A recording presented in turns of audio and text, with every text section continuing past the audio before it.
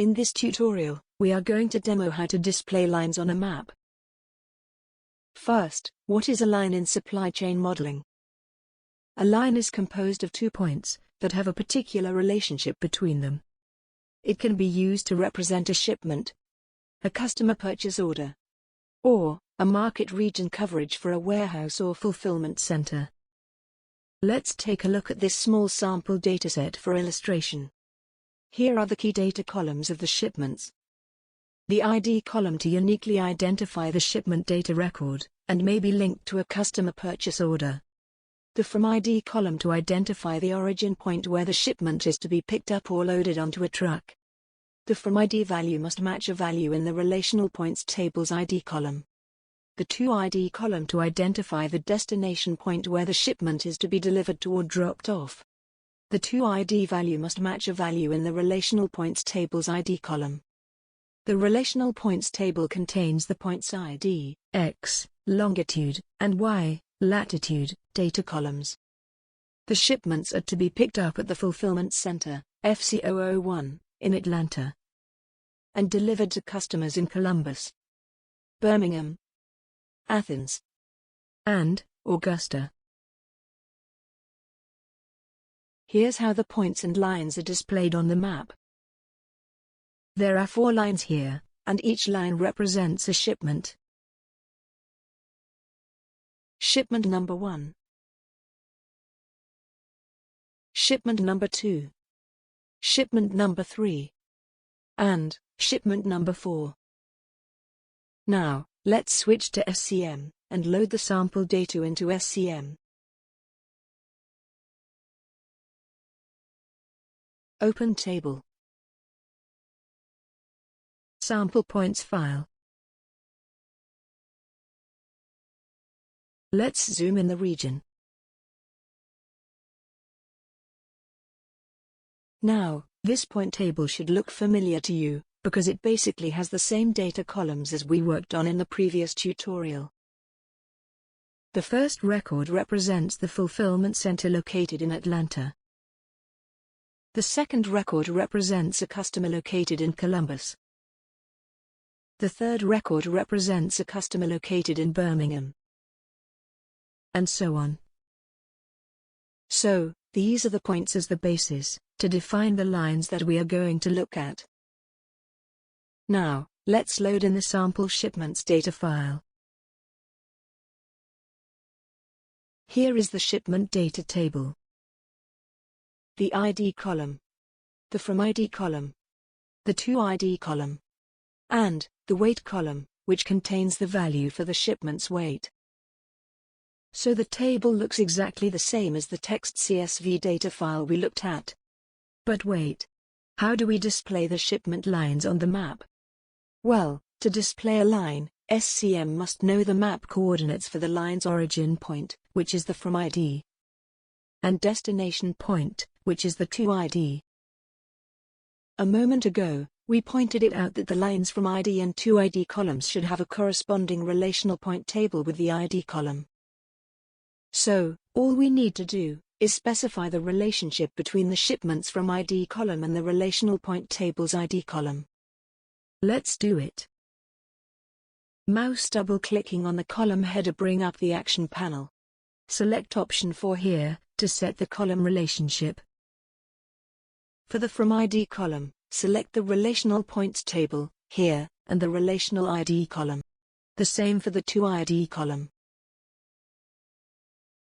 Voila, the shipment lines are now displayed on the map.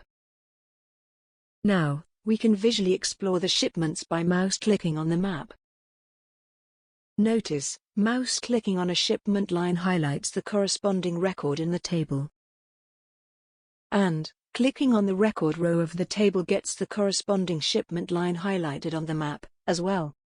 The table and map displays are hot linked. Now, let's close this table, and work on a bigger data file.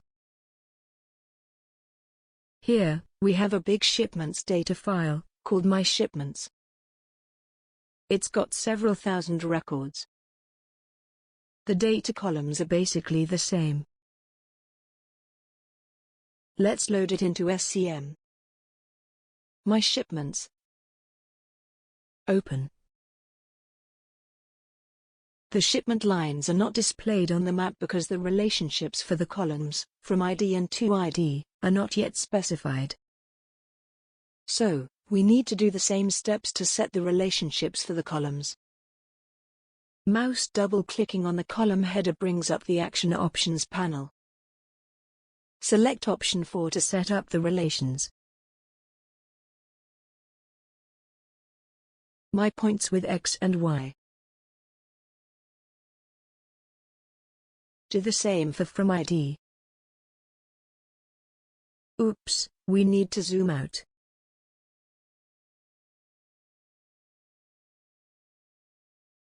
Okay, the shipment lines are displayed now.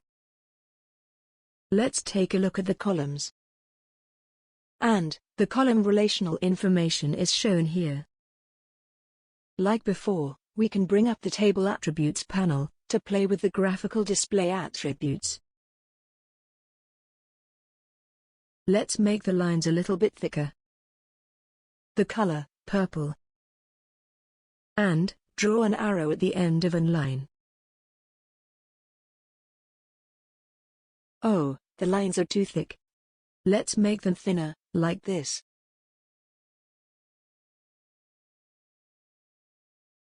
Now they look much better. 0 would be the minimum value for thickness. The line's style can be dash.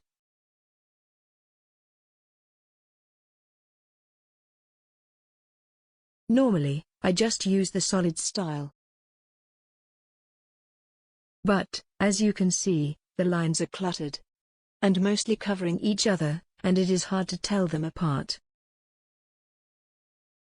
It would be nice to display the lines, so that they can reveal some useful pattern. One way to do that is to use the line distance as a differentiator for colors. So, let's add the color column.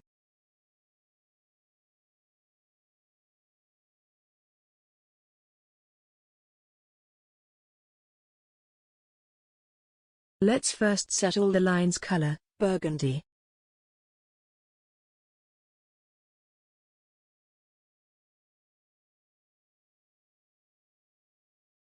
Now, let's set the color based on the distance value range. Set value.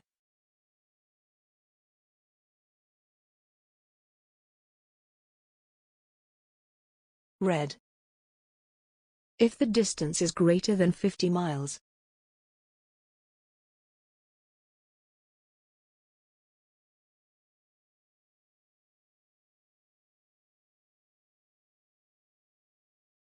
Okay, that looks a little bit better.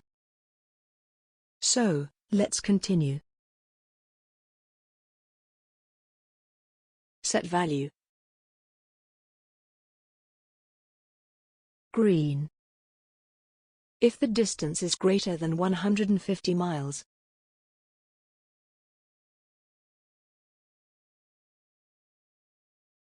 Cyan.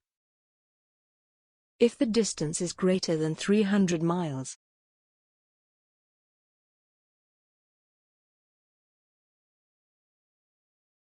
Yellow. If the distance is greater than 600.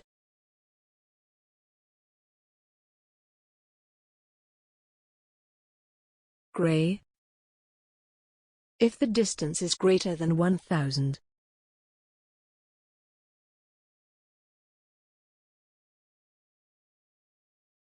Blue.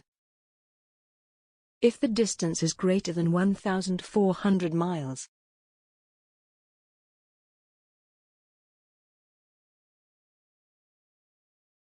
And black. If the distance is greater than 1800 miles. Here you go. Okay, look at the map. Now, you can see the lines colored based on their distance range. Under 150 miles. 300 miles. 600 miles. 1000 miles. and over 1,400 miles. Let's hide the navigator for the whole map view. Now, this map can tell a much better story about the shipment pattern. Of course, it took us a few manual steps to set the colors based on the distance range of the lines. And, you may find the manual steps to be too tedious.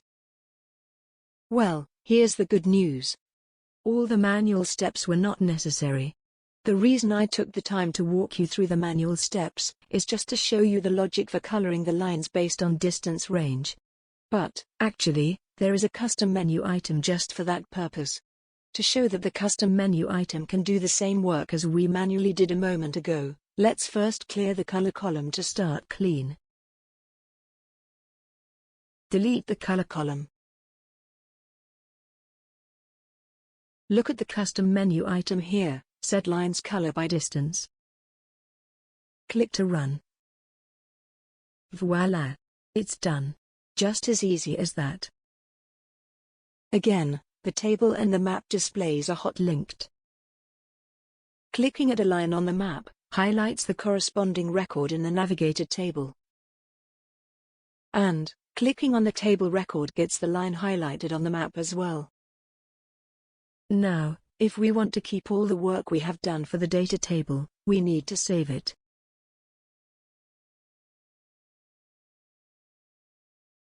Now, after the table is saved, even when we close the table, removing it from SCM, our work has been preserved. So, the next time we load the updated table back into SCM, everything will be brought back.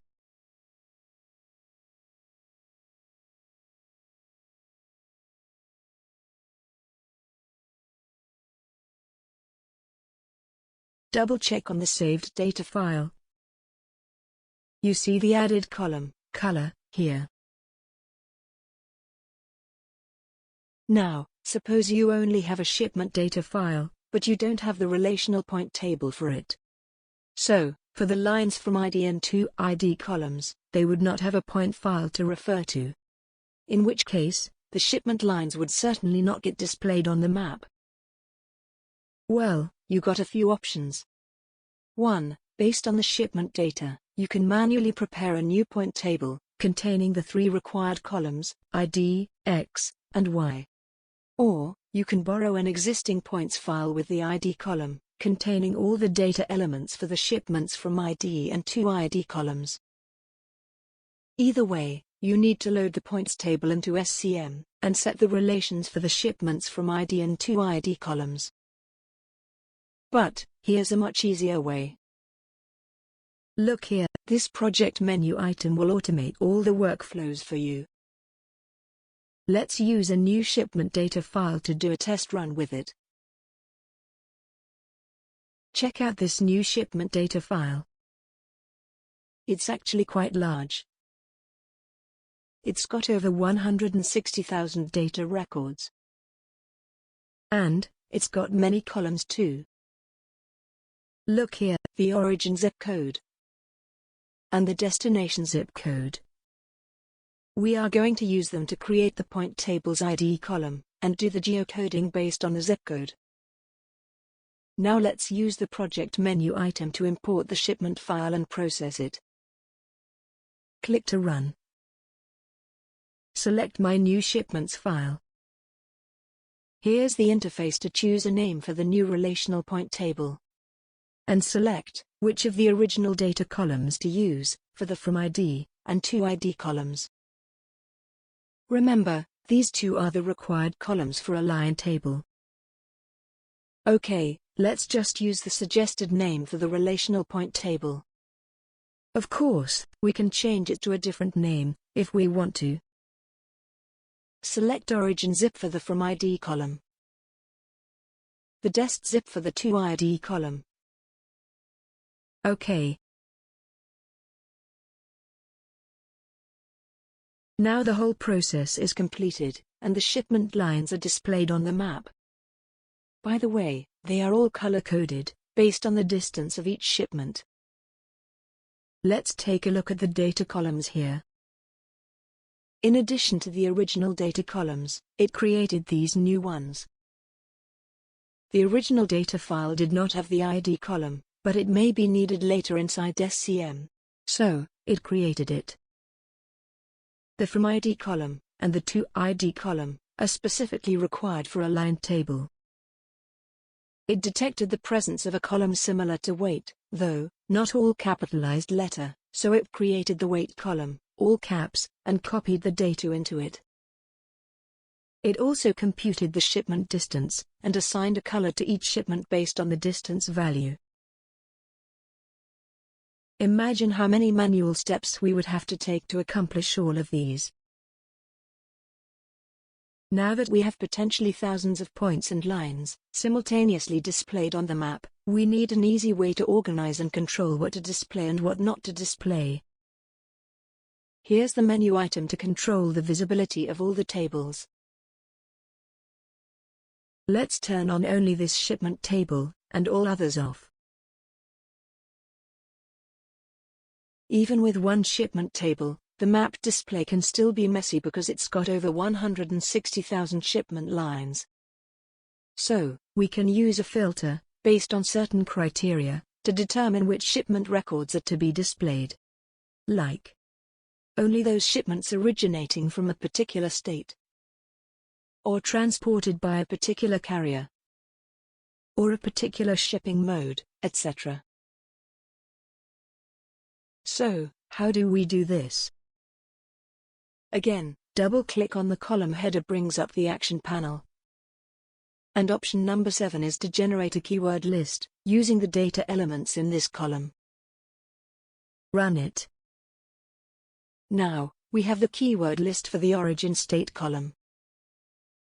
This table contains not only the keyword list in the ID column, but also additional columns for common statistics on the shipment data. Like the total shipment count originating from each state, the corresponding average weighted distance, etc. We can just double-click on a row, and the corresponding shipment lines will be displayed on the map. Let's try a few states.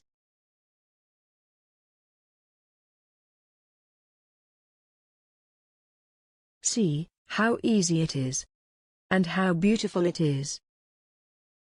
Let's try another data column. Double-click on my new shipments table in the project tree view, to bring it up in the data grid view. Here's the carrier SCAC column. Double-click on the column header. Select option 7. OK. Now we are looking at the keyword list for the carrier SCAC column. And it has the similar columns for the shipment statistics corresponding to each carrier SCAC. Let's double-click on a carrier SCAC, and see the corresponding shipments on the map.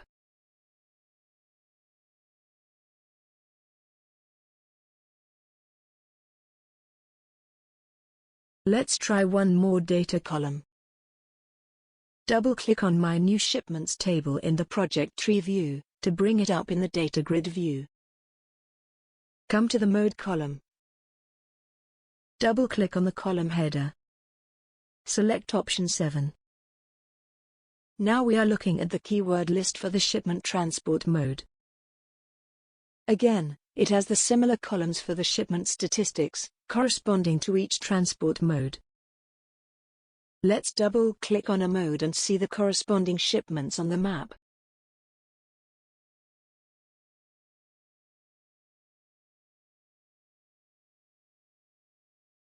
Now, let's turn off all the shipment display, to clear the map, and work on a point table. Double-click on my new points table, in the project tree view, to bring it up in the data grid view. Here's the state column. Double-click on the column header. Select option 7. Now we are looking at the keyword list for the points table's state column. Again, it has the similar columns for the points table statistics, corresponding to each state. Notice, there are 52 rows. The first ID is an empty string, which means that the original data file contained empty strings in the origin state, or destination state column. The rest 51 rows are obviously for the 51 states. which is good to know. Let's double-click on a state, and see the corresponding points displayed on the map. We can use the lasso tool to confirm the statistics on the points in a state. Here's the lassoed statistics, and they are the same as those highlighted in the keyword list table.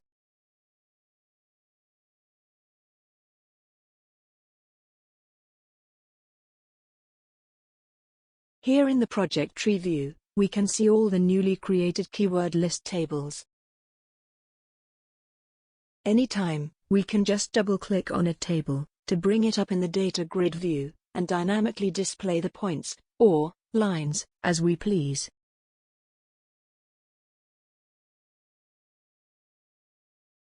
Isn't it wonderful? Alright, we've shown how easy it is to import a shipment data file into SCM, and how to display them beautifully on the map. We've also provided a brief glimpse on how to display the points and lines selectively, based on certain data columns. You may have noticed, there are many amazing, powerful features in SCM, that we have not covered. In fact, getting points and lines beautifully displayed on a map is just the first step with SCM. Granted, SCM is much faster than any other mapping software, in importing and displaying the data on a map. The even more amazing power of SCM is in making it super fast and easy for the end user to perform supply chain modeling and optimization, and provide data analytics and dashboard charts for executive reporting. No other software comes even close. In the next tutorial, we will have a demo on some of the more advanced features in SCM. So, see you there. Thank you.